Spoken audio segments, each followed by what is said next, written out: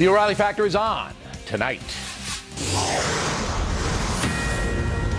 Good morning. It's Wednesday, December 18th. Two people just woke up filthy rich. The Mega Millions lottery, $636 million has been won.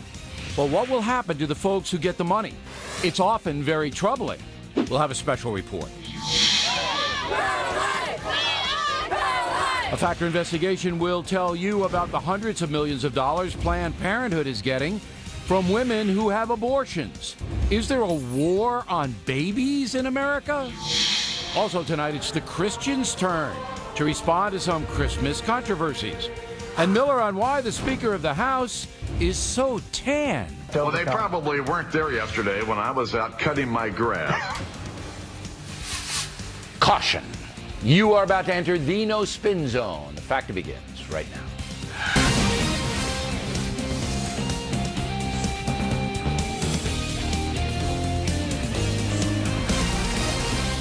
Hi, I'm Bill O'Reilly. Thanks for watching us tonight. Do you want to be rich? That is the subject of this evening's Talking Points memo. The Mega Millions lottery has been won, and there are two winners, one in Georgia, one in California.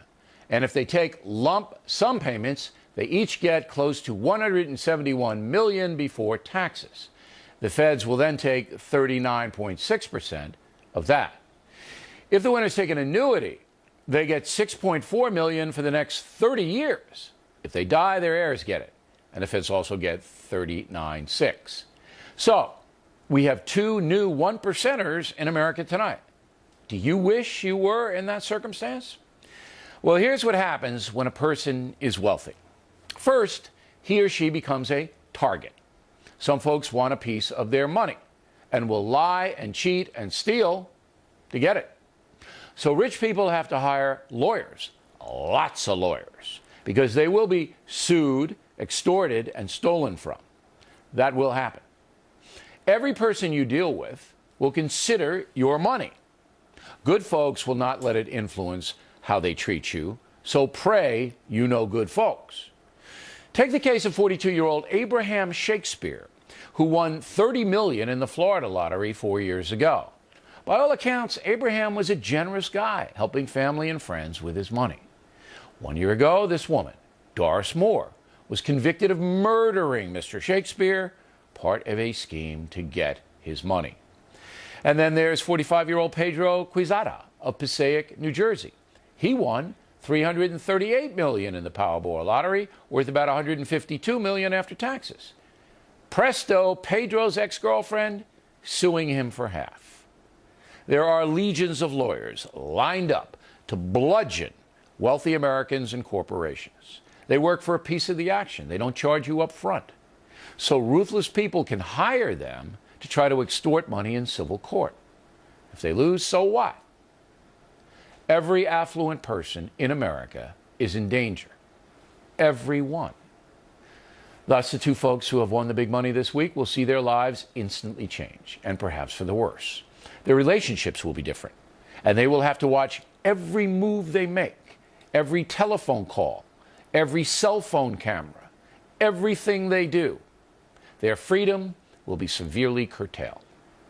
The upside is financial security if they can find a trustworthy investment firm, and they'll have freedom of movement to go where they please, when they please. Also, they'll not have to struggle, as many Americans do, to provide a decent living for themselves and their families. Right now, the median income in the USA is slightly more than $52,000. That means half of us earn more than that, half less. Only 1% of the population is truly financially independent. Yes, we are a rich nation, but the cost of living well is out of sight. So congratulations to the mega winners. And the best thing we can do for them is say a prayer. And that's a memo. Now, for the top story tonight, how the federal government handles money. As you may know, there's a new budget that mandates the feds will spend more than $2 trillion over the next 2 years. Because tax dollars will not cover that spending, the deficit each year will be more than $500 billion, which will be added to the $17.3 trillion national debt. If that sounds like madness, it is. There's no question the feds spend money on dumb things, A few examples. Almost $2 million will be spent on lifestyle coaching for folks who work for U.S. senators. Almost $1 million taxpayer dollars will be spent on studying romance and its depiction in the popular culture. $360,000 to study bed rest. $450,000 to study fine wine. We're going to send it to China. We're not only going to study the wine, we're sending it to the Chinese. Why? So they'll like our wine. Maybe they'll be drunk. We don't know. We're just sending it to them.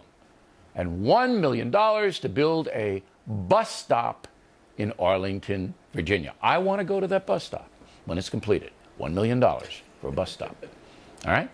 But this next one really got my attention. The federal government is allocating $17.5 million, 17.5, in the form of tax breaks for legalized brothels in Nevada. Workers can deduct breast implants, costumes, and special equipment. This special treatment has been given because the brothels apparently help the local economy in Nevada. Joining us now from Sparks, perhaps aptly named, Dennis Hoff, owner of the Moonlight Bunny Ranch. Hi, Bill. All right, Dennis. You're taking the $17.5 million. You don't get it all, but you and your co-brothel people get it. Do you understand why some taxpayers may feel this is a frivolous waste of taxpayer money? Well, I think this is Tom Coburn being a grandstander and a media hoe to the Tea Party.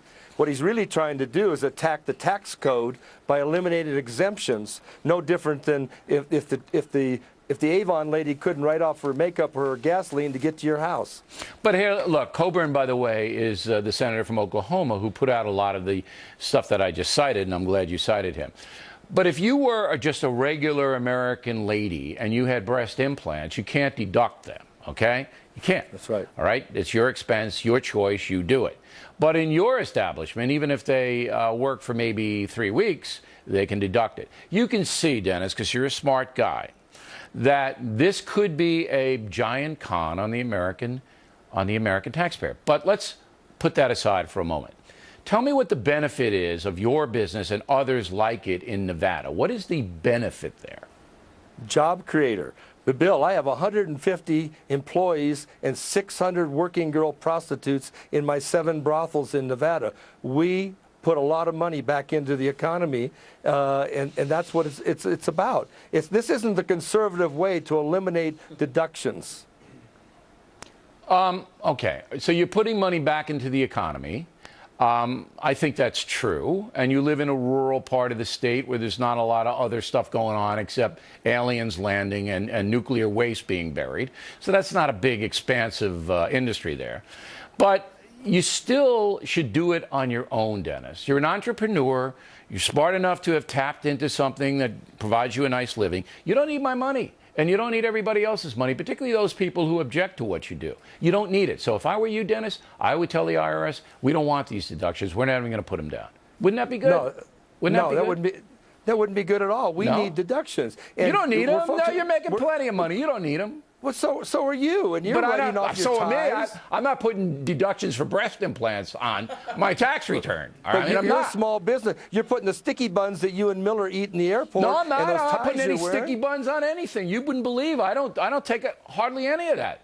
Well, that's good. I'm glad to hear that. But working girls and the legal prostitution industry, they need deductions. They don't need it. They're making plenty of money. No, what do you mean making plenty of money? We're making a living. You're making plenty of money, Dennis, and you know it.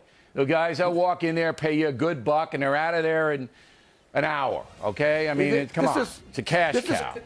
Where's Coburn going to go for this? Is he going to go after liquor because he doesn't like liquor? Is he going to go after porn and be able to not write these things off? He's a grandstander, and he needs to wake up. All right, Dennis Hoff, everybody.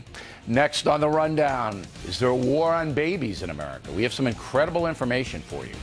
Then Miller on Joe Biden socializing and John Boehner getting tan. The Factor is coming right back.